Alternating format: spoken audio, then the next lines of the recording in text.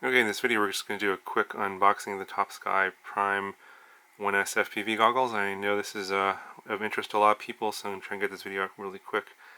I get a lot of comments from people saying that this thing doesn't really exist because all you people see are renders of it, not actual product pictures. So I actually have the box here. Just came in a few hours ago. You can see here that they even put a little sticker on here in the box with the S here, so apparently they changed the name from Prime 1 to Prime 1S at some point. And then here's all the specifications on the back of the box, and again, looks like they put a sticker on this box here. And I can't quite read what it was before, but you can kind of see some of the specs from before. I think they might have changed a few things, but this is what's on here right currently.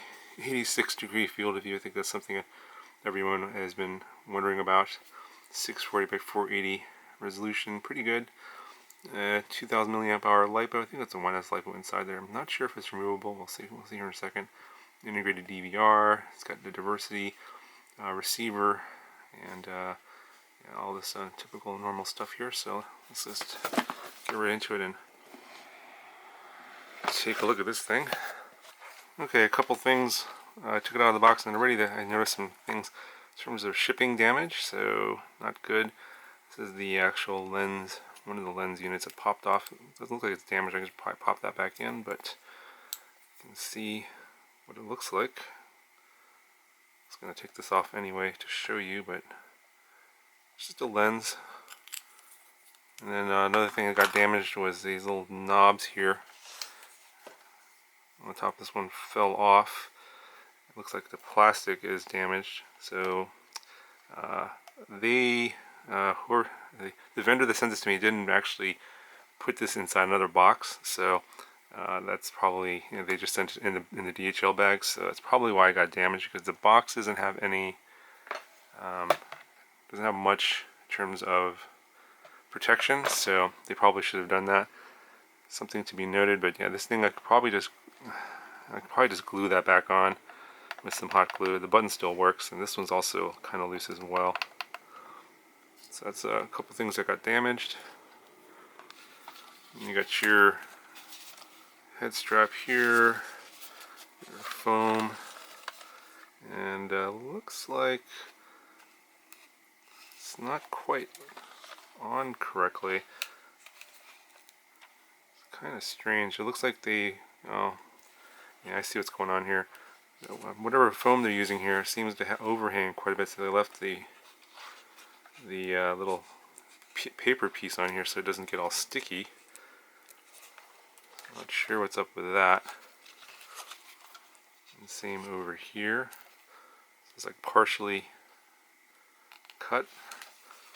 Maybe they decided to go to a bigger piece of foam. Obviously this is an early version, so the later versions might be different. See here on the bottom, you got your diopter adjustments here, and then your IPD adjustments. So this will move the, I don't know what the actual width is. Do that later in the full review. This is just an unboxing, a quick overview. And I think these adjust the diopters. So I guess this is for adjusting the focus without using diopter inserts like they do on the Fat Sharks. That's what I'm thinking here. Receiver on-off switch here. Yeah, this is definitely an early version. It just feels like they kind of rushed this a little bit. AV-in. I think that's a headphone jack, and then I think that's a micro USB port. Got a receiver antenna over here on this side. This looks like a SMA. And same over here, another SMA. And this looks like that's for the battery.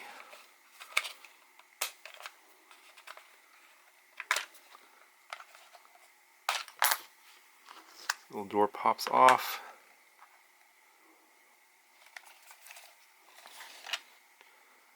The battery's in there.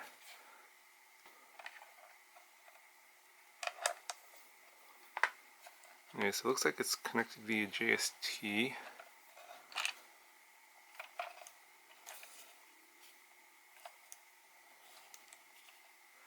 Well, it's in there pretty good, so it doesn't look like it's removable, but I think the door is here so you can take the plug off here and charge it.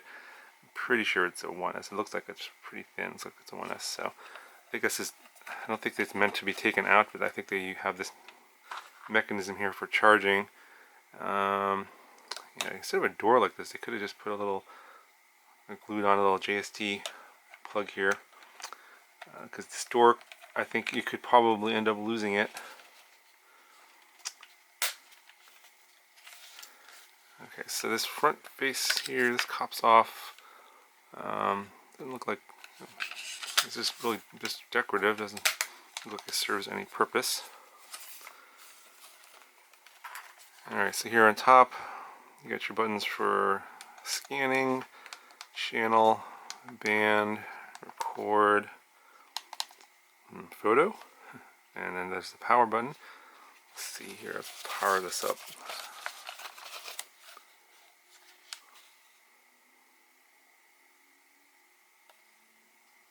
It looks like the battery, oh, it's powering up. There it goes. So yeah, there's a little warning there saying there's no SD card inserted. And let me plug in something here that's going to transmit.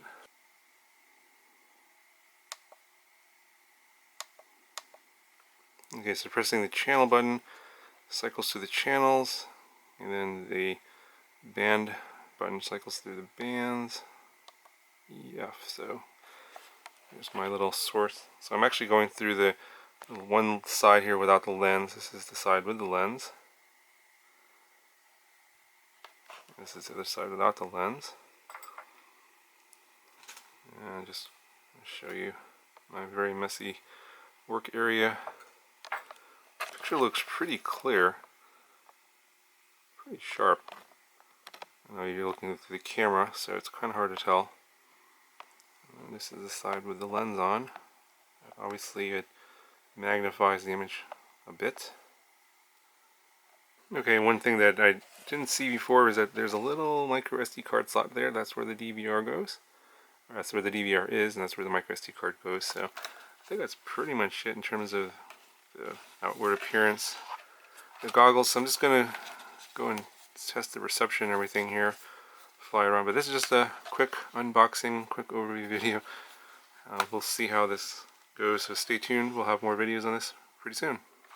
Okay, so there's a few more things that I think I missed earlier. First off, this micro USB port here, you can plug this in to charge the battery, and when you do so, you'll get a red light right there saying that it's charging, and I believe it either turns off or turns green when it's done charging. Let's go ahead and unplug that. And then while these IPD width adjustments here seem to work, you can see I can definitely slide these back and forth. When I try to adjust these diopter things in terms of the focus, they don't seem to do anything, and I can hear a clicking inside, as like right there. It's as if something is broken inside. It doesn't seem like it does anything, so I might have to open these up later. I'm moving these around and nothing's happening. I don't hear any gears turning or anything like that, so I'm thinking that something got damaged inside while I was shipping. So in terms of the focus, I'm able to focus even though I can't change the diopters here, so it's not a problem. And the field of view on this thing is absolutely massive. It's with this lens and everything, it does look like you have parts of the edges kind of cut off, so it's not like it fills up the entire field of view. It just looks really huge, and it's a little bit distorted in the corners.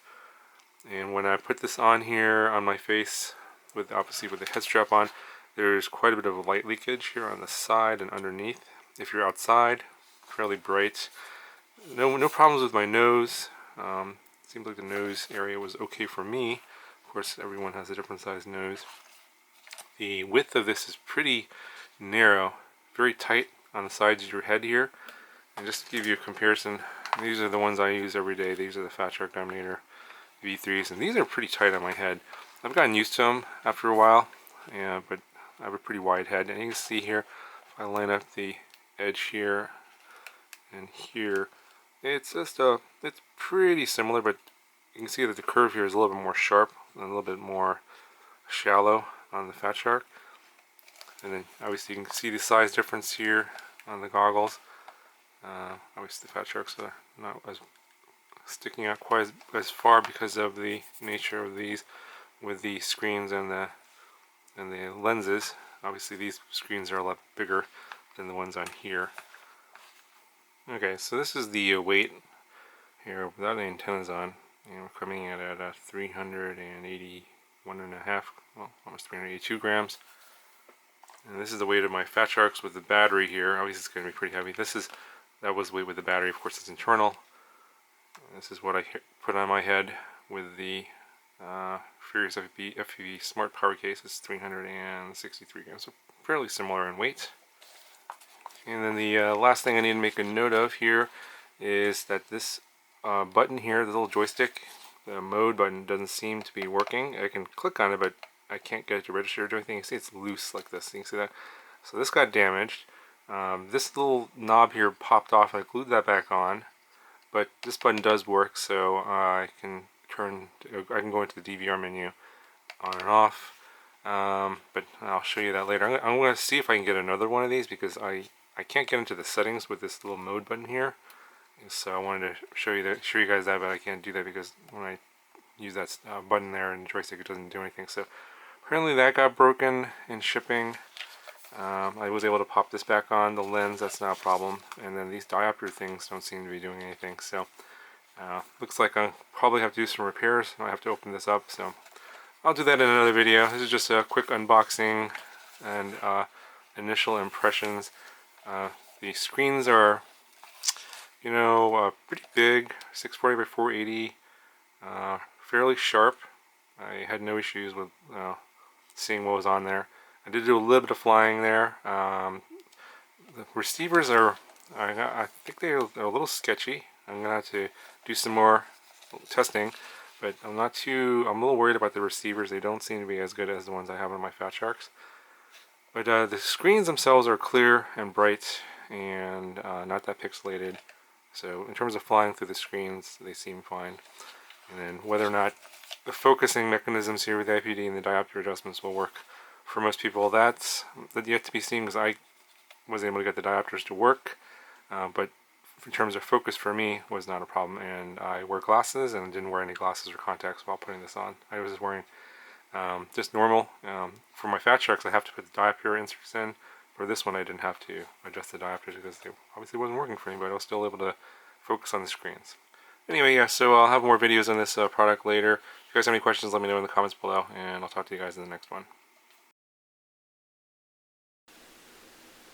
Okay, so this is actually my first flight with these goggles, and I'm just not quite used to the massive field of view in this thing, so it's a little, it takes me a little bit of time here to get used to the field of view to fly. It is also kind of windy out here, and I'm flying this little Acro B with the B-brain light on, a little tiny whoop here. I just wanted to get an idea if I could hit these gaps that I normally fly outside in front of my house, and I was able to actually adjust pretty quickly, so I don't think I'll have any issues flying this bigger stuff. Obviously a little bit later I'll do that, but this is just for my initial impressions. And I think the VTX on this B-brain light is like on the low power setting, which is I think 1 milliwatt, so the receiver seems okay. Obviously there's nothing major going on here, pretty close, no obstructions, and the reception seems fine. The DVR recording is recording in 1280 by 720 for some reason, even though the screens are 640 by 480. So it's a 4.3 goggle, but the DVR records in 16.9, and the bit rate's pretty low. It's like 3 megabits or something like that. Really, really low bit rate, but so I think that's why the image is kind of soft. But not too bad. It's obviously a tiny whip camera, so I'm not going to get the best image out of this anyway. This is the quality of the DVR recording, if you guys are curious, and I'll have more videos on this later, so stay tuned.